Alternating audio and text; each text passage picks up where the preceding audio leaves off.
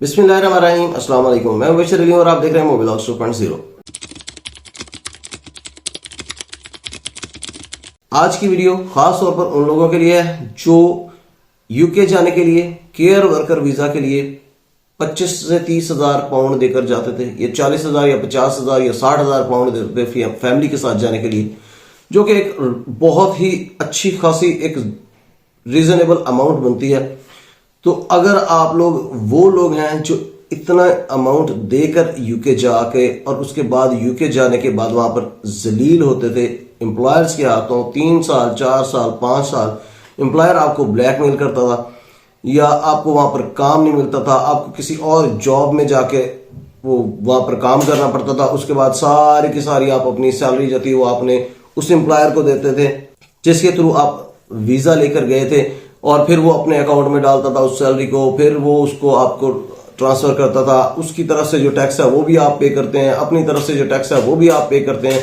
तो आधी की आपकी जो सैलरी है वो टैक्स में कट जाती थी, क्योंकि आप उसका टैक्स भी, एम्प्लॉयर का टैक्स भी पे कर रहे हैं, अपना टैक्स भी पे कर रहे हैं, और ब्लैकमेल अलग से हो रहे हैं। 3 साल 5 साल ब्लैकमेल हो रहे हैं, और जलालत की जिंदगी गुजारने के बाद कहीं जाकर आपको कुछ चांस बनता है सेटलमेंट के लिए। या फिर आप वो लोग हैं जो 25-30 लाख रुपया देकर सिर्फ और सिर्फ कनाडा का विजिट वीजा लगवाने के लिए पे करते हैं। मतलब एजेंट सिर्फ आपका वीजा अप्लाई करवाएगा, एजेंट के हाथ में वीजा नहीं है। ये मेरी बात लिख लें, क्योंकि ये सऊदीया या दुबई नहीं है जहां पर आप पैसे देकर वीजा खरीद लेते हैं।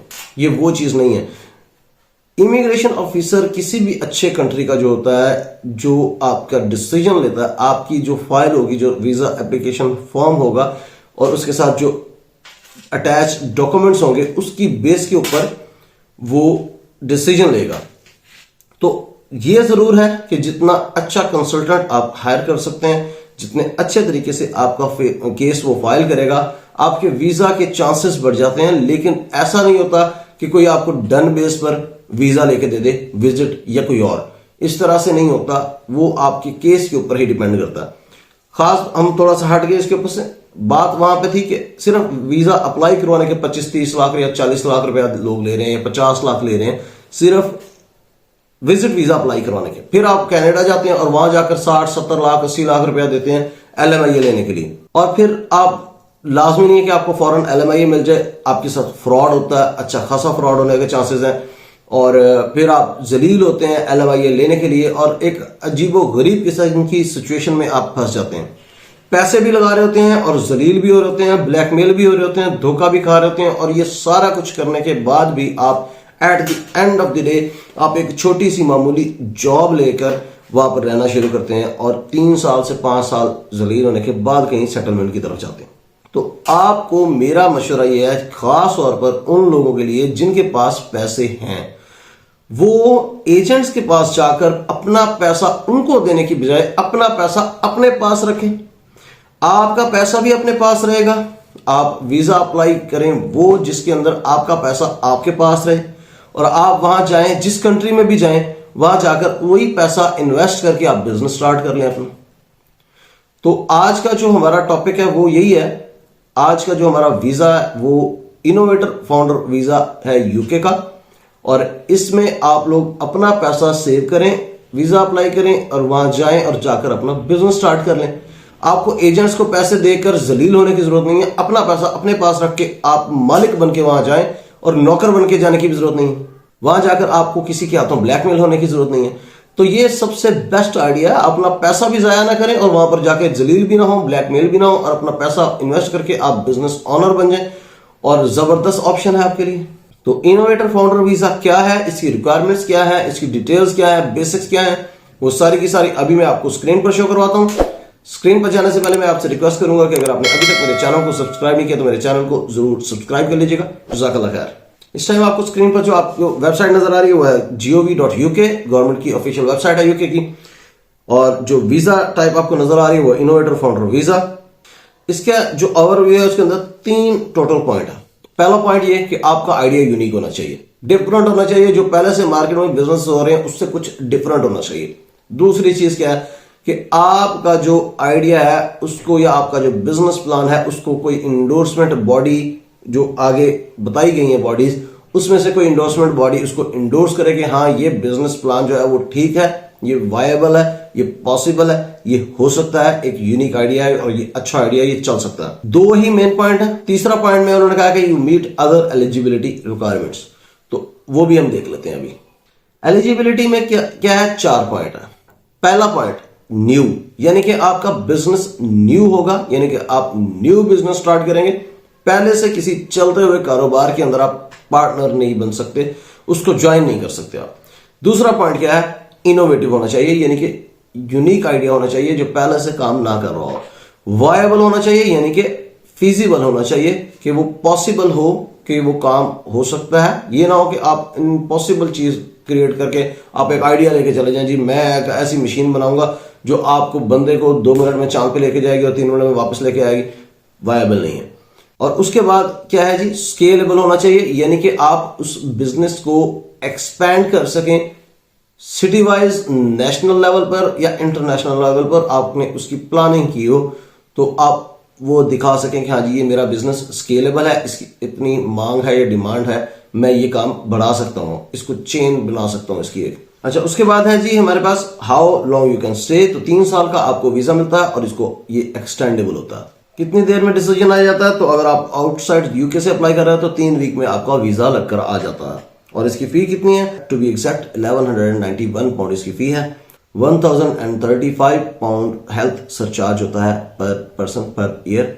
अच्छा, यहां पर है कि आप क्या कर सकते हैं और क्या नहीं कर सकते। तो आप इस वीजे के ऊपर जाके अपना बिजनेस सेटअप कर सकते हैं। आप खुद को अपने ही बिजनेस में एम्प्लॉय कर सकते हैं एज अ डायरेक्टर। तो डेफिनेटली जब आप एम्प्लॉय करेंगे तो आप वहां से पे भी ले सकते हैं। ये आपको हेल्पफुल होगा, आपके टैक्सेस में भी हेल्पफुल होगा।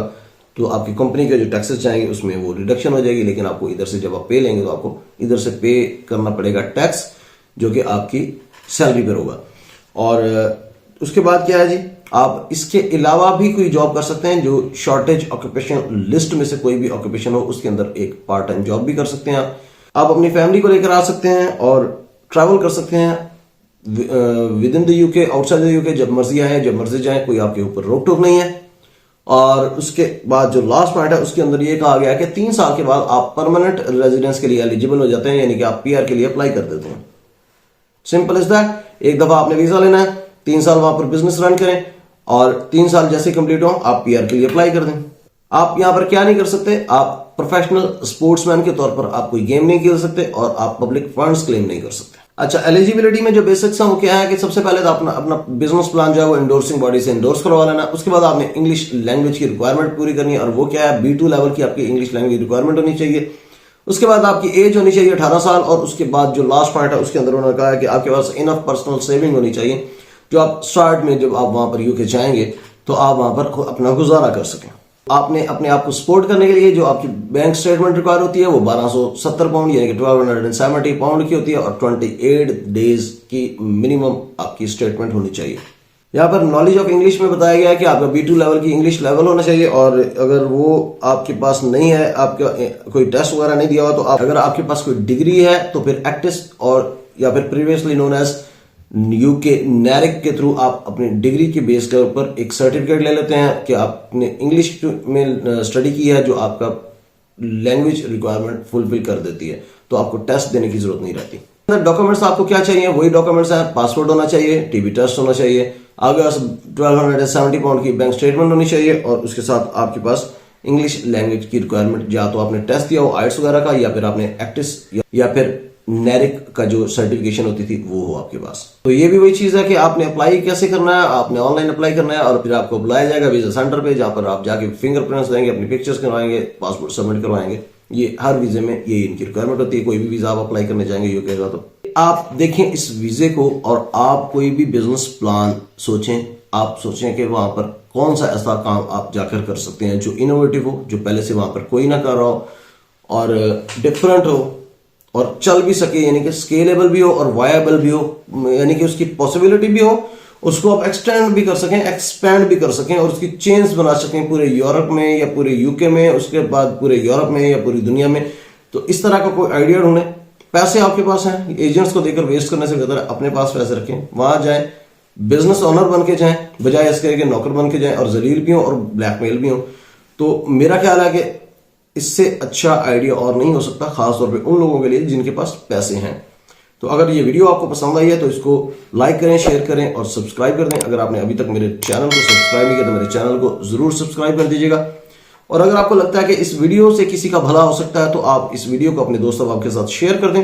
हो सकता है किसी का भला हो जाए, किसी का फ्यूचर बन जाए, किसी की लाइफ बन जाए। तो सदका जारिया समझ के शेयर करेंगे तो आपको भी इसका स्वाब मिलता रहेगा। अपना बहुत सा ख्याल रखिएगा और मुझे दुआ में याद रखिएगा। बहुत जल्द इंशाल्लाह आपसे मुलाकात होगी एक नई वीडियो में किसी नई अपडेट और अपॉर्चुनिटी के साथ। तब तक के लिए इजाजत दीजिए। अल्लाह हाफिज।